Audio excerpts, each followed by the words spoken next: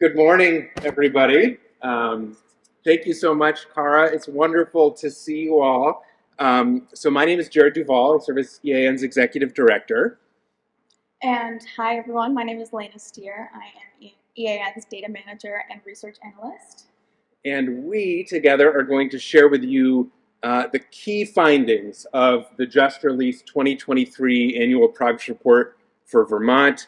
But before we do that, we want to stop to thank some key people who made the production of this report possible. First, I want to thank Lena, who just started with EAN in January, and as she started, we were beginning the production of the report, and really for the last 9 months, Lena has expertly, in a dedicated way, managed the production of this report, and it's been amazing. So first and foremost, thanks to Lena for her work in doing this.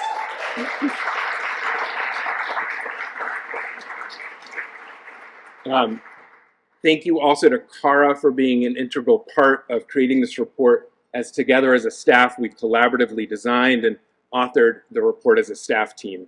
The report, as many of you know, draws on data that was provided to us by state, utility, and nonprofit partners. Thank you all so much for that sharing and collaboration. We could not produce this without you. And we also want to thank the more than 30 people, most of whom I believe are in this room, including data providers, EAN senior fellows, board members, and others who reviewed and provided feedback on initial drafts of the report. So as I said, we're really just going to share the key findings. There is a lot more in there, but as we go, if you have any questions, please feel free to just enter them into Slido as we go. And we won't actually pause to take those questions. We're going to go through the key findings, but then we'll address any questions that have been logged in there when we get to the end. So we're going to start here. This is a page early in the report, our first key finding, and it's really meant to give us a chance to step back and put in context, where does Vermont stand relative to the climate commitments we've made, the science-based climate commitments we've made. And you can see this line here, this green dotted line represents a 26% reduction in greenhouse gas emissions below 2005 levels. That is the commitment that the United States made as part of the Paris Agreement, and that same target is reflected in Vermont state law with the Global Warming Solutions Act. Many states are working to do their part towards the Paris target that we've made nationally. And unfortunately, as of the latest data, the most recent year for which we could get greenhouse gas emissions data from every state in the region is 2019. Vermont has made the least progress towards the Paris Agreement commitment of any state in the Northeast, 11% below 2005 levels. And if you look above the top half of this graph, it compares our per capita emissions with our neighbors, both in New England and in the Northeast. For reference, on the far left here, we can see the United States per capita emissions, and here we can see global. And what we find is that Vermont has the second highest per capita emissions in New Hampshire as of 2019, behind or lower only than New Hampshire. And that if we extend the comparison to the entire Northeast, Vermont has the third highest per capita emissions, with only Pennsylvania and New Hampshire being higher. So this just helps provide the context of where do we stand, what is the scale and pace of work that is still before us to meet this national commitment, our legal obligations, our moral responsibility, and more. This question of per capita emissions and Vermont's relative responsibility to act on climate are some of the topics that we explore in a more recent research paper that we released last week alongside the annual progress report. And we have copies of the executive summary available up at the registration table if anyone's interested, but it's also up on the EAN website now. So in addition to comparing the total per capita emissions between states, which Jared just talked about, this research paper also digs into where these emissions are coming from. So this graph shows per capita emissions broken down by sector for all of the states in New England. It might be a little bit difficult to read the states at the bottom there, but I'll point out some of them for you. So we can see that in most of these states, the transportation and thermal sectors, which are shown in green for transportation and orange for thermal, are the largest contributors to greenhouse gas emissions. And Vermont's transportation and thermal sectors emissions are both the second highest per capita in New England. So you can see that in this bar here. And only New Hampshire has higher transportation emissions than Vermont, and only Maine has higher thermal emissions than Vermont does. And on this graph, you can also see electricity sector emissions. That's shown in blue here. So Vermont's, you can see, is very small relative to the other states, but that kind of gap is made up by the agriculture sector, which is right here. But we can see that New Hampshire's per capita electricity sector emissions are much higher than the rest of the states, and this is largely due to differences in electric sector policies.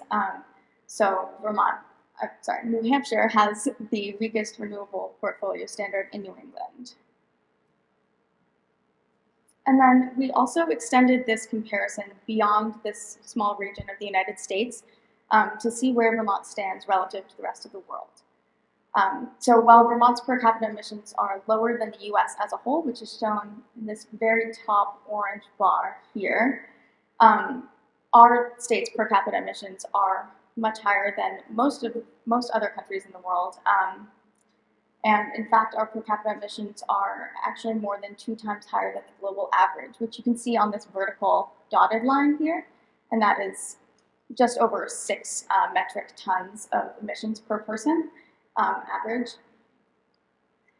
And additionally, Vermont's per capita emissions are much higher than many other major world economies, or other than the US.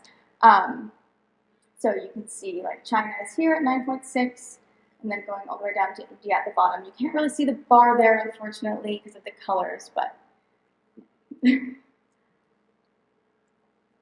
And when we look at historical emissions over time as well, we can see that places like the US and Canada, which are shown on these top 2 lines up here, have, they don't just emit more on a per capita basis today, but have also had far higher per capita emissions over time. So this graph is showing back to 1960, but that trend of having higher per capita emissions for decades has contributed to these same countries having significantly higher total cumulative emissions as well. And we can think of total cumulative emissions as the extent to which a state or a country has played a role in producing or contributing to the climate destabilization that we see today.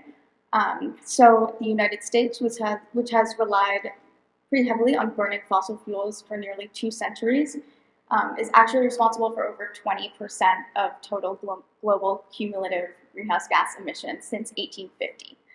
So about a fifth of total cumulative emissions. And as part of this research, we calculated an estimate of Vermont's total cumulative emissions since 1850 as well. And that it's not shown on this graph yet, but we found that our state has produced more emissions on a cumulative basis than over 70 countries around the world. And many of those countries have much larger populations than Vermont. And while total cumulative emissions overall tell one really important story, we can look at it on a per capita basis as well, which allows for a more fair comparison between states or countries of different sizes, and because that accounts for differences in the population. So that is what is shown on this graph. And you can see Vermont here in green and the United States right to the left of Vermont. So what we found is that adjusted for population, Vermont's cumulative emissions are among the highest in the world, rivaling the United States, Germany, Canada, major economies within the EU. Sorry. All right, back to you, Jared. Thanks, Lena. So, we always share a lot of data. We always look at the science, but this is not just a scientific question. This is really a social question. It's a question of how do we effectively act together. And so the other part of this research paper that we looked into is all of the social science research around the logic of collective action and how do we work together to accomplish large tasks. Many of you know all too well that many opponents of climate action in Vermont and elsewhere frequently say that no state alone can effectively respond to the climate crisis. And they use that as an excuse for inaction. Now, of course, it's true that no state or country alone can tackle this problem. But that can be said of every state and country. So the response should really be that that is cause for stepping up to do our part, rather than an excuse to step back and shirk responsibility. Because we know that effective climate action requires collective action, with all of us doing our part where and when we can. And that includes taking responsibility for the pollution that we create here in Vermont and acting to reduce it at the scale and pace that we've committed to with science-based targets. We really like this image of a barn raising because this has happened throughout Vermont history. We know this ethic of when there is something that is too large for one person or one family to do, we can come together to do things far larger than we could have thought possible. And a barn raising, I think, is a good analogy for what we have to do nationally and globally in response to the climate crisis. Because whenever any single person, state, country buys into that logic of we'll just shirk responsibility, we're not going to do our part, the load becomes heavier for everybody else, and somebody else has to take up the responsibility or the weight that we're letting go of. And there's also, as we see, a really important social dynamic here. It's not just about what is the actual, how much does that extra weight cause when you step away from lifting your part. It's also the social example and the risk of a domino effect if folks see their neighbors stepping away. And so as each of us step forward, that can reverse that and have a positive feedback loop of more people pitching in.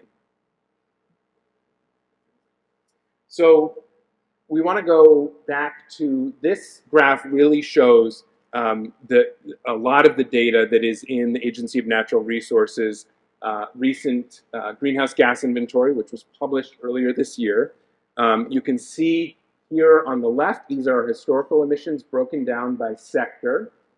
And then these are the legal obligations in the Global Warming Solutions Act for 2025 and 2030. And one of the things that was in this year's report or inventory from the Agency of Natural Resources was some projections of what we might expect emissions in those future years to be and how they compare to our legal obligations. I should pause here to note that these projections did incorporate some really important policy and rulemaking changes that have occurred recently, most notably the adoption of the Advanced Clean Cars and Trucks rules, which will help over time significantly reduce our emissions, especially from the transportation sector. That's a huge step forward. I should also note that these projections did not account for everything that was underway, including not the federal incentives available through the Inflation Reduction Act. So these were point-in-time projections. They will be updated as we go forward. But we know, and what the Climate Council has heard from the folks doing even more updated analysis than this, is that there are still significant gaps between the legal obligations, especially for 2030, and what any modeling is suggesting a business as usual track would have us on. So we know that there is much more that we need to do to meet this legal obligation, especially because I mean, 2025 and 2030 are really close in time. And any of you who've been involved in the policy making and implementation process know that to make an impact by 2030, we're 7 years from that. It takes time to craft policy, to implement it, to see effects coming out of it. And so these are both very relevant years. And having big gaps, significant gaps between our obligations in 2030 and what is projected in this previous analysis and even in the more recent analysis, that is a problem that we need to respond to. So this graph looks at 3 key years for our emissions. 2005 is one of the baselines for the Global Warming Solutions Act. 2020 is the most recent year that we have emissions data from the Agency of Natural Resources. I see Colin Smythe and Megan O'Toole from the Climate Office over there, Climate Action Office. They do incredible work producing and sharing data. And one of the things that we can see is this really steep decline that has already happened and is projected to continue in transportation sector emissions. Now, part of this is a little bit, this has to be taken with a grain of salt because this is the 2020 emissions in the transportation sector when we saw a lot less driving during the pandemic.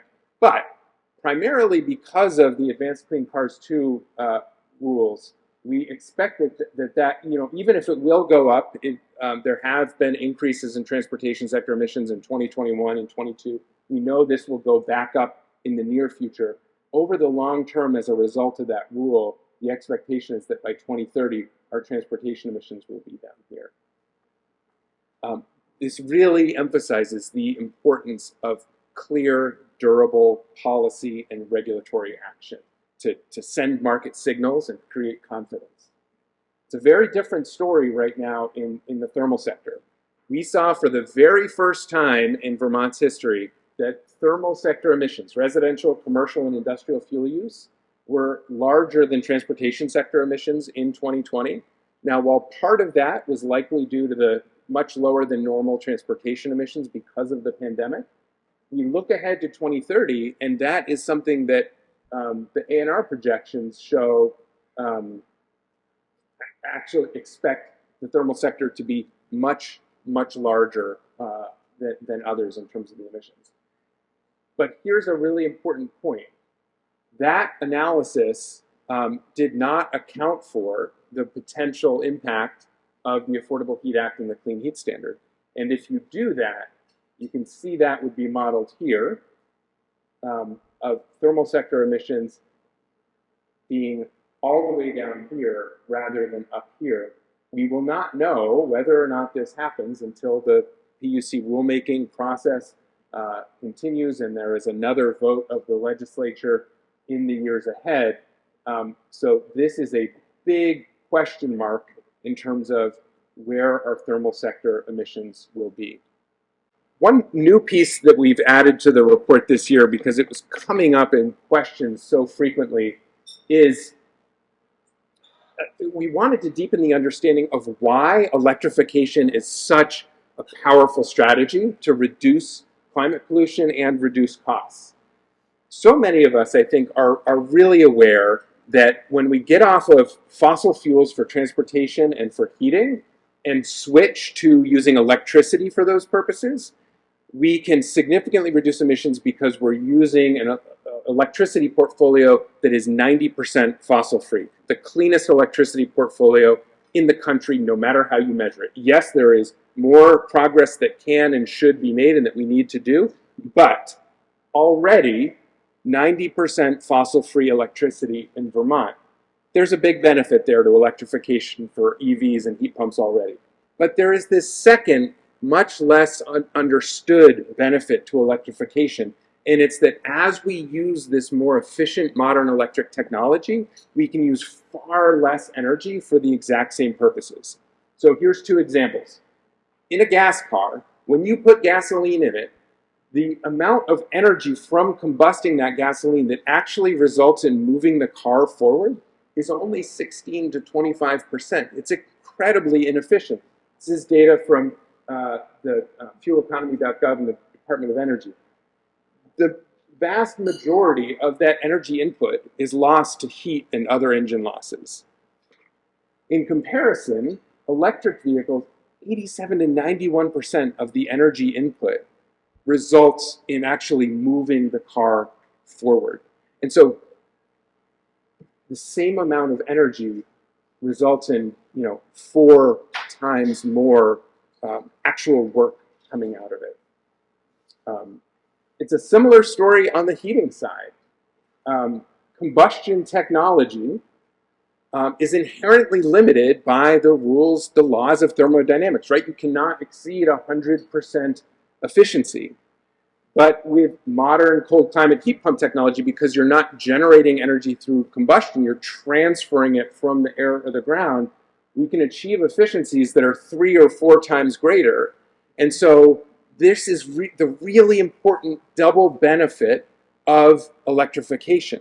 Using, yes, cleaner electricity instead of fossil fuels, but also using 3 or 4 times less energy overall, because these technologies are so much more efficient at using energy to accomplish a task, whether that's moving or staying warm.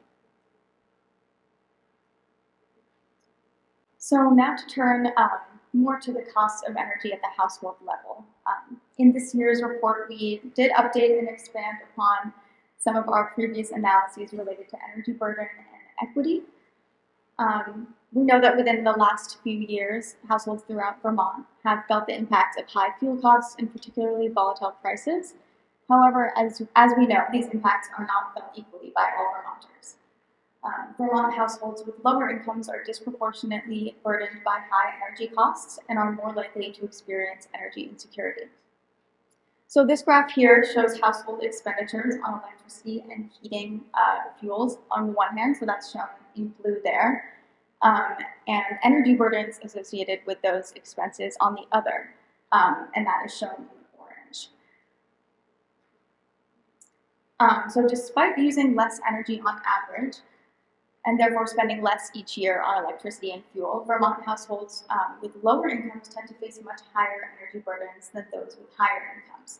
And you can see that on this graph, that households on the far left here that earn less than 60% of the state median income spend an average of 19% of their income on these fuel costs. Thank you. And this compares to only 3% for those who earn at least 120% of the state median income, which you can see over here in orange on the far right. And the data shown here only include the fuel costs, and that's not to mention all of the additional costs that are associated with heating and powering homes, such as the equipment purchase and maintenance. And on the transportation side, we were able to look at the all-in cost of transportation, so that would be inclusive of the vehicle purchase, operation, and maintenance. And we can see that here on this slide. So both of these graphs do include not just the fuel that's needed to power a vehicle, but also the all-in costs of transportation. And although we didn't have the same level of data to look at it at as granular of a level in terms of the income categories for this graph on the left side here, we are still able to see a similar trend with these two categories of income level. So we can see that those with lower income, so on the left side we see the 80% of the state median income on average are spending 30% of their income on transportation costs. And that compares to slightly lower, 25% on average for those making right at the state median income. And then on the right side here, we can look at more of how energy burdens vary across geographic regions throughout the state.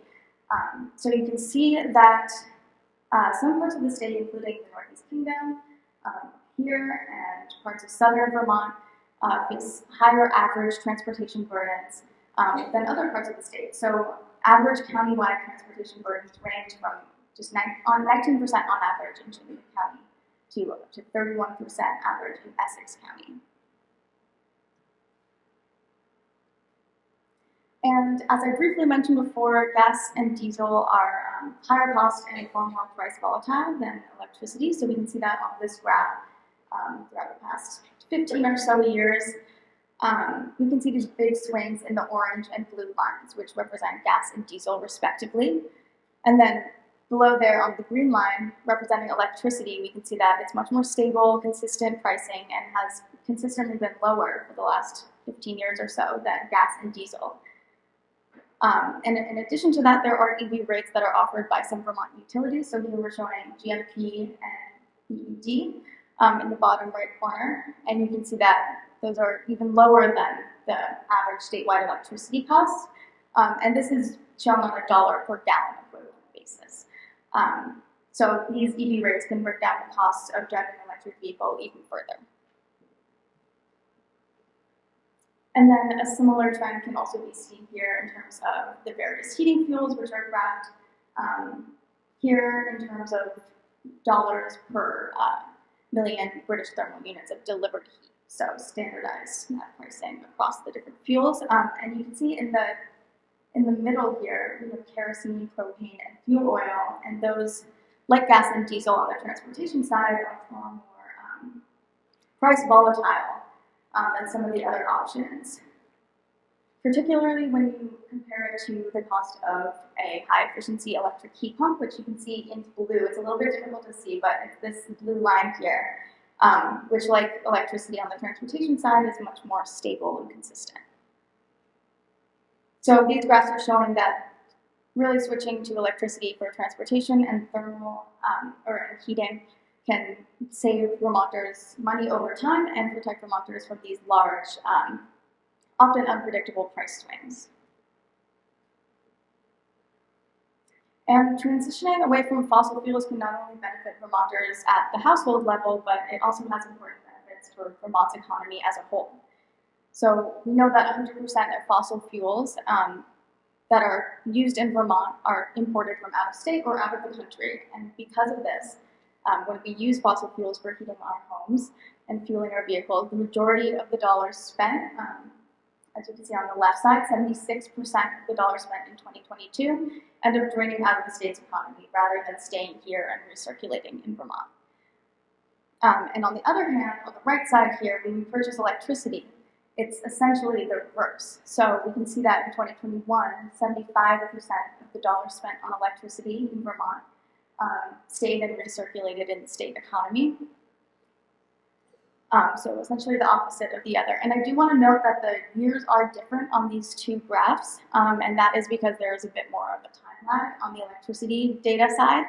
And we just wanted to show the most recent data, so that's why we have 2022 and 2021 here. And last but not least, one of the biggest challenges Vermont is facing when it comes to the energy transition has to do with workforce needs. So when it comes to our climate and clean energy workforce, Vermont does start in a relatively strong position compared to other states. We actually have the highest share of workers in the clean energy sector per capita in the country. And the data shown on this graph it comes from the 2022 Vermont Clean Energy Industry Report, which is published each year by the Clean Energy Development Fund. And it shows that between 2013 and 2017, we saw pretty steady growth in the number of clean energy workers. You can see the totals kind of up here at the top, they're really tiny. And then between 2017 and 2020-ish, we saw that kind of level off until, of course, in 2020, there was a bit of a decline in employment as there was throughout the economy as a result of the pandemic. And then as of 2022, which you can see at the far right here, Vermont had not yet returned to its 2017 peak of clean energy employment. And this graph is also showing this dark green. If you can't see it, it's the percent of workers, or the number of workers that spent 100% of their time on clean energy. And then the light green is the remainder. So it's not that this jumped from 0 to 10,000 in 1 year, it's just that data wasn't available for those previous years. So that said, there is still a lot of work to be done. In order to achieve Vermont's climate and energy commitments, we will need to attract more workers into the climate and clean energy workforce. And this has not proven easy. So clean energy workers in Vermont have been encountering increasing difficulty in hiring workers over the past few years. So on this graph, you can see between 2016 and 2022, the percent of clean energy employers who reported hiring difficulties. And we can see that percent who reported that it was very difficult to hire workers, that's shown at the top in red, has been steadily increasing. So more than half of these employers in 2022 reported that it was very difficult. And then the blue is showing somewhat difficult. So the vast majority are reporting some level of difficulty in hiring workers, whereas only 9% said that it was not at all difficult to hire workers in 2022. So thanks, Lena. Beyond these brief key findings that we've shared, there's much more in the report. We hope you'll dig into it. As soon as we kind of finish one annual report, we start looking ahead to the next one. So we always want to hear your constructive feedback. What questions do you have? What new opportunities for analysis? Don't ever hesitate to reach out to us to share that with us. But in the meantime, we also want to make sure that the information here is really helping ground and inform and advance energy and climate conversations all over the state. That's why we do this, to make sure that these conversations are happening in an evidence-based, fact-based way. There is a lot of information swirling around. Some of it's true, some of it's not. So we go through a really rigorous process to try to help make sure that we can ground the conversations happening in the state in the latest and highest quality available data. So we would love to have conversations with your organizations, businesses, networks, communities. So don't hesitate to reach out to us. We'd love to schedule a discussion with you, a presentation and discussion. And if you have upcoming events where you'd like to hand out copies of the report, let us know. You can email Lena, and we will, with enough lead time, give you free copies